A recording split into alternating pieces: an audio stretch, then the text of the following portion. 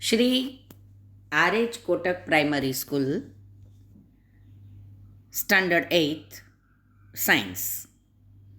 વિદ્યાર્થી મિત્રો, આ ઓનલાઈન ટીચિંગમાં તમારા બધાનું વોર્મલી વેલકમ કરું છું. Good afternoon students.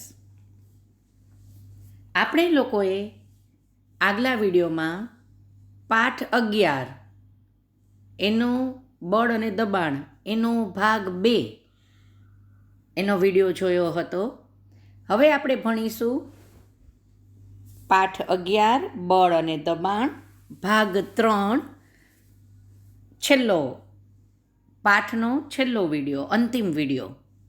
આપણે લોકોએ ગયા વિડીયોમાં વિદ્યાર્થી મિત્રો યાદ કરો, ગુરુત્વાકર્ષણ બળ એટલે શું એની નાનકડી સમજ લીધી હતી.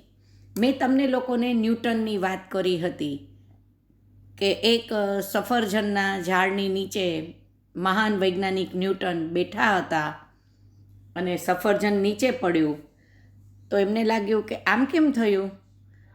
સતત 5-6 દિવસના અઠવાડિયાના વિચાર વિમર્શ પછી, રોજે રોજ આ જોયા પછી તેમણે એક નક્કી કર્યું કે પૃથ્વી ઉપર એક એવું ચોક્કસ બળ છે કે જે બધાને પૃથ્વી તરફ આકર્ષે છે, જેને આપણે ગુરુત્વાકર્ષણ બળ કહીએ છીએ.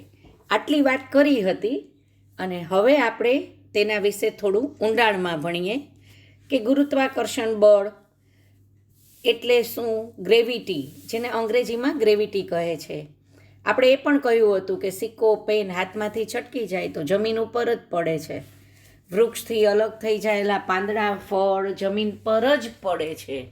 તમે ઉછાળેલો દડો હવામાં એ પણ જમીન પર જ નીચે આવે છે. તો આવું બધું કેમ? આવું તો કયું બળ છે? આવું આપણે નક્કી કર્યું હતું. વિદ્યાર્થી મિત્રો, પદાર્થો કે વસ્તુઓ પૃથ્વી તરફ એટલે પડે છે કારણ કે પૃથ્વી તેમને પોતાની તરફ ખેંચે છે. આ બળને ગુરુત્વ બળ, ફરીવાર આ બળને ગુરુત્વ બળ, ગુરુત્વાકર્ષી બળ અથવા ગ્રેવિટી ગુરુત્વ કહે છે. ગુરુત્વ બળ બધા જ પદાર્થો પર લાગે.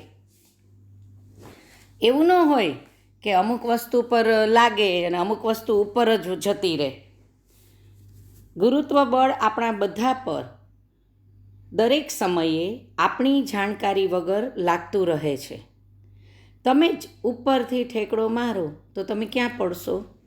ક્યારે એવું બન્યું આપણે તો સ્કાય ડાઇવિંગ કરવા જવું છે કે આપણે તો ઉપર તરવું છે કે હાલો આ વખતે હું ઉપર જતો રહીશ? નહીં. જ્યારે આપણે કોઈ નળ ખોલીએ છીએ ત્યારે પાણી જમીન તરફ જ વહેવા માંડે. ગુરુત્વ બળને કારણે જ નદીઓમાં પાણી નીચે તરફ વહે છે. આપણે લોકો વિદ્યાર્થી મિત્રો ફરવા જઈએ, પ્રવાસમાં જઈએ ત્યારે ઘણીવાર ધોધ જોઈએ છીએ. મોટી મોટી ભેખડો અને પર્વતો પરથી પાણી નીચે પડતું હોય છે. આ બધું કેવી રીતે? શેને આભારી? ગ્રેવિટી, ગુરુત્વાકર્ષી બળ. એક એવું બળ છે, કયું? તો કે ગુરુત્વ બળ, જેને અંગ્રેજીમાં આપણે ગ્રેવિટી કહીશું. ગુરુત્વ એ માત્ર પૃથ્વીનો એકલાનો ગુણધર્મ નથી. હકીકતમાં વિશ્વનો દરેક પદાર્થ, નાનો હોય કે મોટો, એકબીજા પર બળ લગાડે છે. આ બળને ગુરુત્વાકર્ષણ બળ કહે છે. ફરીવાર, ગુરુત્વાકર્ષણ બળ એટલે શું? તો એનું આપણે જવાબ દઈ શકીએ. ગુરુત્વ એ માત્ર પૃથ્વીનો એકલાનો ગુણધર્મ નથી. હકીકતમાં વિશ્વનો દરેક પદાર્થ, નાનો હોય કે મોટો, એકબીજા પર બળ લગાડે છે.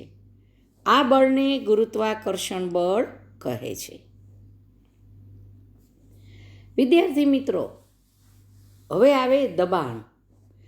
તમે કહેશો ટીચર હજી એક પ્રવાહી દબાણ રહી ગયું.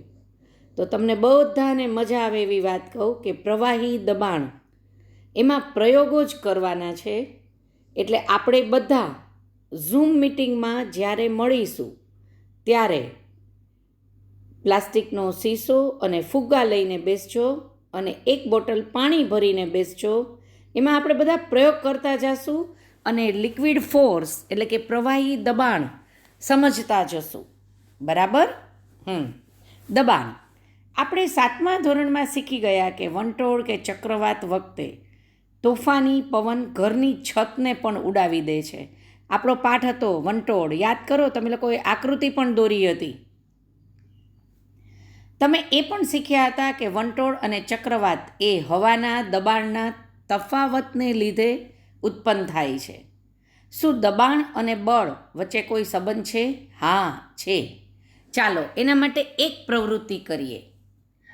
એક લાકડાના પાટિયામાં એક ખીલીને તેના શીર્ષથી ઠોકવાનો પ્રયત્ન કરો. શીર્ષ એટલે તમે કહેશો શું ખીલી નહીં માથું હોય? અરે, ખીલીમાં એક છેડો અણીદાર હોય અને એક છેડા ઉપર ગોળ આખું એક ટપકું હોય, એને શીર્ષ કહેવાય. હવે ખીલીને તેના અણીદાર છેડા પાસેથી ઠોકવાનો એટલે હથોડી કે દસ્તાથી મારવાનો પ્રયત્ન કરો. શું તમે એને મારી શકશો? કોઈ બુઠ્ઠી છરી વડે શાકભાજી કાપી શકાય છે કે ધારધાર છરી વડે જ શાકભાજી સરળ રીતે કપાય?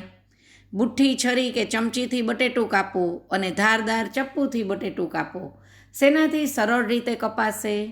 જુઓ, આ બતાવે છે આકૃતિમાં શીર્ષ ગોળ ટપકાવાળું અને અણીદાર છેડો લાકડાના પાટિયામાં રાખેલો છે અને હવે તેને હથોડીથી મારીએ છીએ.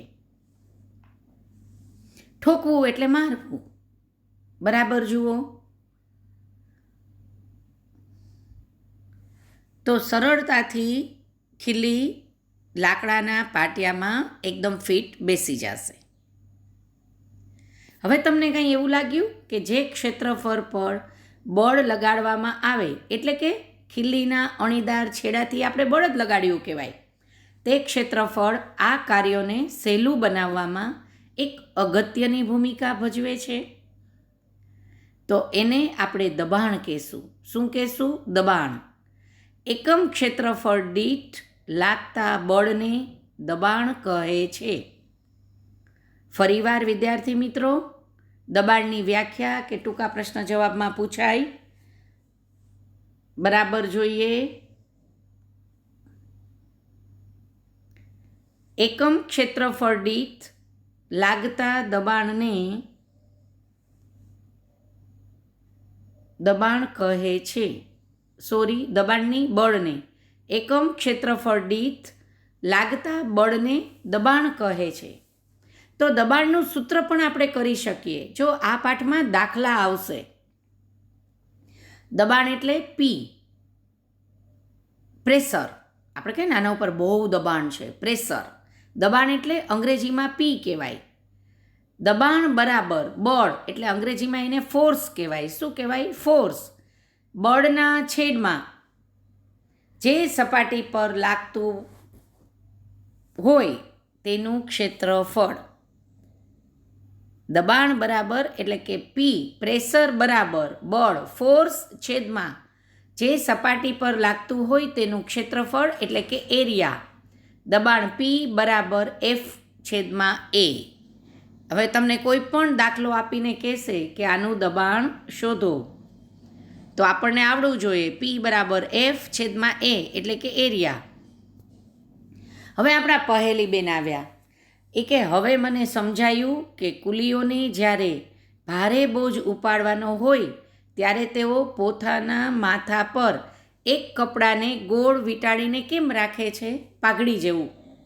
આમ કરીને તેઓ પોતાના માથા સાથે બોજના સંપર્કમાં ક્ષેત્રફળને વધારી દે છે. આથી તેમના માથા પર લાગતું દબાણ ઘટી જાય. ક્ષેત્રફળ મોટું થઈ ગયું એટલે દબાણ ઘટશે અને તેઓ તે બોજને સરળતાથી ઉઠાવી શકશે.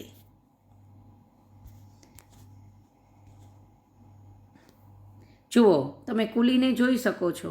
એણે માથા ઉપર એનું માથું નાનું હોય તો એને ઓલી પાઘડી આમ મોટી ગોળ કરી એટલે એને વજન ઓછું લાગશે, એટલે એના ઉપર એને મોટી બેગ અને થેલો પણ મૂકી દીધો. તમે એક નોંધ કરો કે ઉપરના સૂત્રમાં ક્ષેત્રફળ છેદમાં છે. તેથી જો બળ સમાન હોય તો પૃષ્ઠનું ક્ષેત્રફળ જેટલું ઓછું હોય તેના પર લાગતું દબાણ એટલું જ વધારે હોય. ખીલ્લીના અણીદાર ભાગનું ક્ષેત્રફળ તેના શીર્ષના ક્ષેત્રફળ કરતાં ઘણું ઓછું હતું. તેથી તે બળ ખીલ્લીના અણીદાર ભાગને લાકડાના પાટિયામાં ઠોકવા માટે બરાબર દબાણ ઉત્પન્ન કરે છે. તમે એવું બતાવી શકશો કે ખભા પર લટકાવવા માટેના થેલામાં પહોળી પટ્ટી કેમ લગાડવામાં આવે છે? હા, હવે સમજાઈ ગયું કે જેટલું ક્ષેત્રફળ વધુ હોય તો દબાણ ઓછું લાગે. જો આ થેલામાં પાતળી પટ્ટી લગાડીએ તો વજન વધુ લાગે, એટલે જ પાતળી પટ્ટી લગાડવામાં આવતી નથી. કાપવા અને કાણા પાડવા માટેના ઓજારોની ધાર હંમેશા તીક્ષ્ણ એટલે અણીદાર કેમ હોય છે? કારણ કે સરળતાથી કટિંગ થઈ શકે, સરળતાથી કાણા પડી શકે. શું પ્રવાહીઓ અને વાયુઓ દ્વારા પણ દબાણ લાગે? હા, લાગે. મેં તમને કહ્યું ને, પ્રવાહી દબાણ આપણે ઝૂમ મીટિંગમાં પ્રયોગ કરીને શીખીશું. શું એ જે ક્ષેત્રફળ પર લાગતું બળ હોય તેના પર આધાર રાખે? હા, અને એ બધું આપણે પ્રયોગ ઉપર કરીશું. તમારે લોકોએ ઝૂમ મીટિંગમાં આ મંગળવાર એટલે કે 5 તારીખે તો વાલી મીટિંગ છે, એટલે ઝૂમ મીટિંગ નથી, પણ એના પછી ના મંગળવારે આપણે લોકો બોટલ, ફૂગો, પાણી લઈને બેસીશું અથવા ત્યારે સમજીશું અને પછી તમે લોકો ઘરે કરજો. હવે આ બધા દબાણની સાથે એક દબાણ છે વાતાવરણનું દબાણ, જે દરેક પર ખૂબ રીતે લાગે છે. આપણે જાણીએ છીએ કે આપણી ચારેય બાજુ હવા છે. આ આવરણને વાતાવરણ કહે છે. વાતાવરણની હવા એ પૃથ્વીની સપાટીથી ઉપર ઘણા વધારે કિલોમીટરો સુધી ફેલાયેલી હોય છે. આ હવા વડે લાગતા દબાણને વાતાવરણનું દબાણ કહે છે. રાજા મહારાજાના સમયમાં એવું કહેવાતું કે 3 હાથીને ઉપર રાખો ને એટલું વાતાવરણનું દબાણ હોય. આપણે જાણીએ છીએ કે એકમ ક્ષેત્રફળ દીઠ લાગતા બળને દબાણ કહે. જો આપણે એકમ ક્ષેત્રફળની કલ્પના કરીએ અને તેના પર એક હવાથી ભરેલો લાંબો નળાકાર આમ ઊભો છે એવું વિચારીએ તો આ નળાકારમાં હવાનું વજન એ વાતાવરણના દબાણ જેટલું હશે. જો હું તમને આકૃતિમાં સમજાવું, આ આકૃતિ એકમ ક્ષેત્રફળ, જો નળાકારનો પાછળનો ભાગ ગોળાકાર, એકમ ક્ષેત્રફળના હવાના સ્તંભના વજનને વાતાવરણનું દબાણ કહે છે. આપણે કોઈ પણ વસ્તુ લઈએ, કપરકાબી ગણો, મોટો નળાકાર ગણો, ખાલી હોય છે તો એમાં કયું દબાણ લાગે છે? વાતાવરણનું. નહીંતર તો એ બધું તરવા લાગે.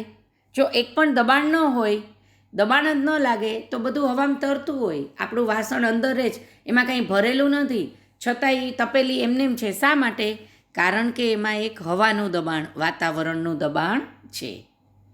પણ આ વાતાવરણનું દબાણ કેટલું વધુ કે કેટલું ઓછું હોય એના મૂલ્ય વિશે ચાલો એક સમજ મેળવીએ.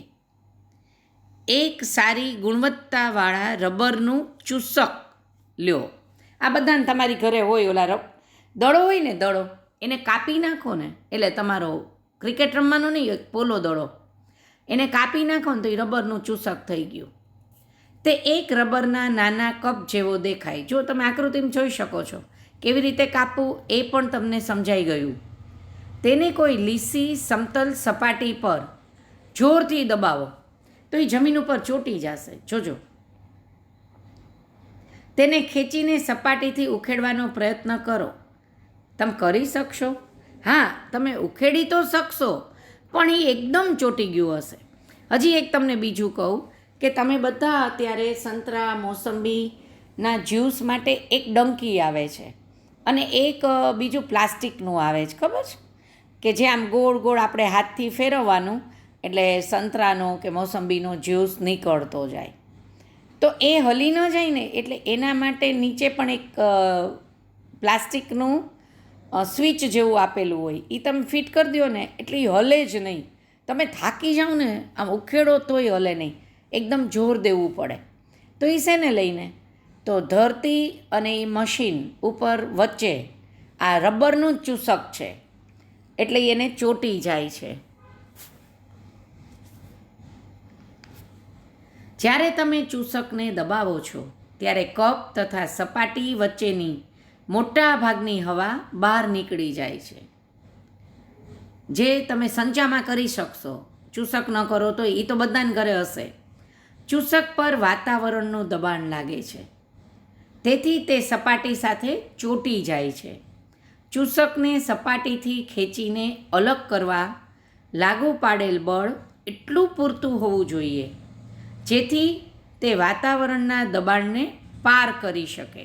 તમે આ છે ને સંચો મેં જે કીધો ને મોસંબીનો એનો, એમાં રસ ન કાઢો, જ્યુસ ન કાઢો તો કાંઈ નહીં, પણ આ નીચે કરી જોજો, તમને આ જ અનુભવ થશે. આ પ્રવૃત્તિથી કદાચ તમને વાતાવરણના દબાણના મૂલ્ય વિશે ખ્યાલ આવી ગયો હશે. વાસ્તવમાં જો ચૂસક તથા સપાટી વચ્ચેથી બધી જ હવાને બહાર કાઢી નાખવામાં આવે તો કોઈ પણ મનુષ્ય માટે ચૂસકને સપાટીથી ખેંચીને અલગ કરવાનું શક્ય નહીં બને. આપણાથી ખુલી જાય છે કે હલી જાય છે થોડુંક, કારણ કે એમાં થોડીક તો હવા રહેલી છે. જો બધી જ હવા કાઢી નાખો તો કોઈની તાકાત નથી કે તમે એને અલગ કરી શકો. હવે આ ઉપરથી તમે અનુમાન લગાવો કે વાતાવરણનું દબાણ કેટલું વધારે હોય છે. એના માટે એક જૂના જમાનામાં ઘોડાની રેસ પણ થઈ હતી, એની પણ વાત હું તમને કહીશ. જો એની પહેલાં એક આપણે શીખી લઈએ કે મારા માથાનું ક્ષેત્રફળ, તમારા માથાનું ક્ષેત્રફળ 15 સેમી ગુણ્યા 15 સેમી હોય તો માથા પર હવાનું દબાણ કેટલું હશે, કેટલું લગાવશે, આવો જોઈએ. 15 સેમી ગુણ્યા 15 સેમી ક્ષેત્રફળ અને વાતાવરણની ઊંચાઈ જેટલા સ્તંભમાં હવાનું દબાણ લગભગ 225 કિલો દળના કોઈ પદાર્થ પર લાગતા ગુરુત્વાકર્ષણ બળ જેટલું હોય. 15 ગુણ્યા 15 એટલે 15 15 225, એટલે સ્તંભ પર હવાનું દબાણ કેટલું હોય તો કે 225 kg. આ ગુરુત્વાકર્ષણ બળની નીચે આપણે દબાઈને કચડાઈ કેમ નથી જતા? બહુ જ સરસ પ્રશ્ન છે કે આટલું બળ લાગે તો આપણે દબાઈ જાય, કચડાઈ જાય, મરી જઈએ. પણ બરાબર સાંભળજો, એનું કારણ છે આપણા શરીરની અંદરનું દબાણ પણ વાતાવરણના દબાણ જેટલું હોય છે અને તે બહારના દબાણને સંતુલિત કરી દે છે. આપણા શરીરમાં પણ એક દબાણ છે. તમે જુઓ, ઇંગ્લિશ પિક્ચર જોતા હો તો જ્યારે રોકેટ ઉડે અને અવકાશયાનમાંથી અવકાશયાત્રીઓ જુઓ તો એ ચાલી નથી શકતા, એ આમ તરીને જતા હોય છે. કલ્પના ચાવલાની આપણે ફિલ્મ જોઈએ તો ત્યારે કલ્પના ચાવલા જ્યારે અવકાશમાં હોય છે ત્યારે એ તરે છે, કારણ કે ત્યાં દબાણ નથી. બરાબર? પણ આપણે અહીંયા ચાલીએ છીએ કારણ કે આપણી ઉપર વાતાવરણનું દબાણ છે, પણ એટલું જ દબાણ આપણા શરીરનું પણ છે. શરીરમાં પણ એક દબાણ છે, એટલે વાતાવરણનું દબાણ અને શરીરનું દબાણ બેલેન્સ થાય છે. એટલે બેલેન્સ એટલે સંતુલિત થવું. એટલે આપણે લોકો કચડાઈ જતા નથી, દબાઈ જતા નથી, ચાલી શકીએ છીએ અને વ્યવસ્થિત રીતે જીવી શકીએ છીએ. જુઓ, આના ઉપર વાતાવરણનો દબાણનો નળાકાર મૂકેલો છે, તો આ માણસ બેસી જવું જોઈએ ને, પણ એના શરીરમાં પણ એટલું દબાણ છે, એટલે એ કચડાઈ નહીં જાય, બેસી નહીં જાય. બરાબર જુઓ.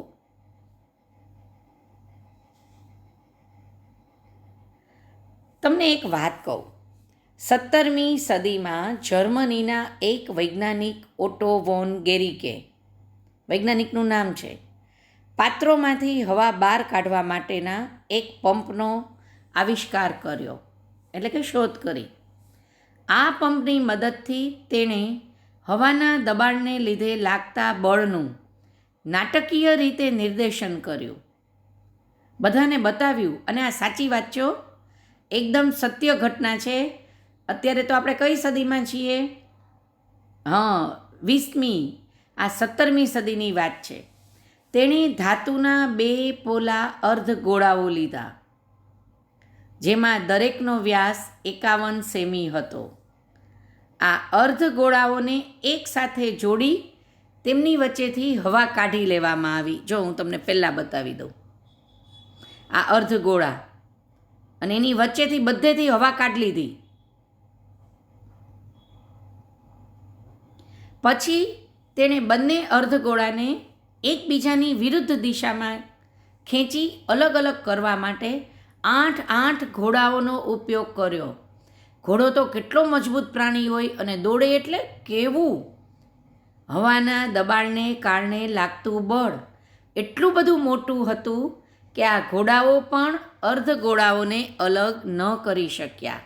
જુઓ, 8 ઘોડા પ્રેશરથી આને ખેંચે છે, પણ અંદર હવા કાઢી લીધી છે, તો આ અર્ધગોળાઓ બેને અલગ કોઈ કરી ન શક્યું.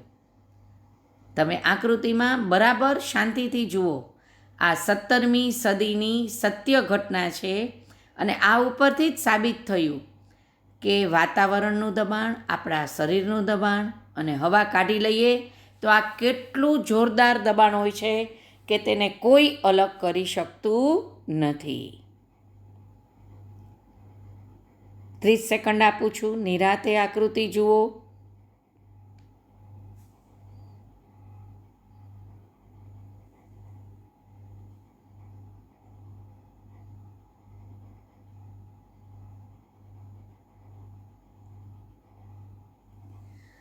જુઓ મિત્રો,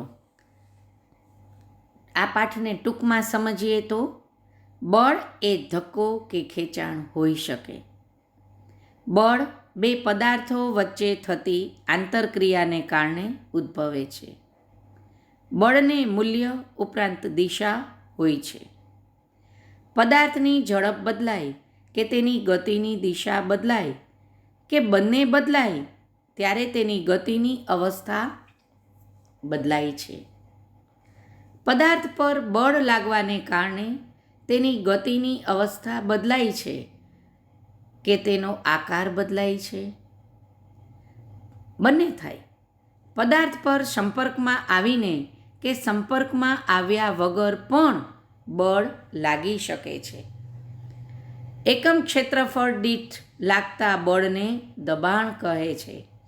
ખાસ યાદ રાખજો, દબાણની વ્યાખ્યા પૂછાશે જ. એકમ ક્ષેત્રફળ દીઠ લાગતા બળને દબાણ કહે છે. પ્રવાહીઓ અને વાયુઓ તેમના પાત્રની દિવાલો પર દબાણ લગાડે છે.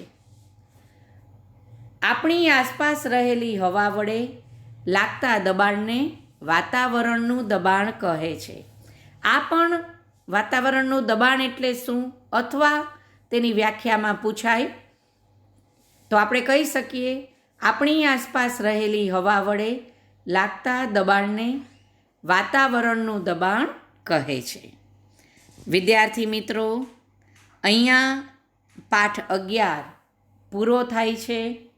તમે શું કરશો? ખબર જ છે, પાઠ 2 વાર વાંચશો, ઘરમાં રહેશો, મજા કરશો, પણ સાથે સાથે ભણશો. અને હા, હવે તો કાલે વાલી મીટિંગ છે, એટલે ચોપડા તમારી પાસે આવી જશે. તો તમે પાઠ 10 સુધીનું બધું જ પૂરું કરી લેજો. એટલે ગુરુવારે પાઠ 11 એનું લખવાની PDF ફાઇલ મોકલીશ. બરાબર મિત્રો? Thank you for watching. મને બહુ જ મજા આવી. તમે લોકો શાંતિથી પાઠ ભણો છો, સાંભળો છો, સમજો છો. થેન્ક્સ આ લોટ. ઘરમાં જ રહેજો, સેફ રહેજો, હેલ્ધી રહેજો, મસ્ત રહેજો. Bye bye intelligent and lovely students.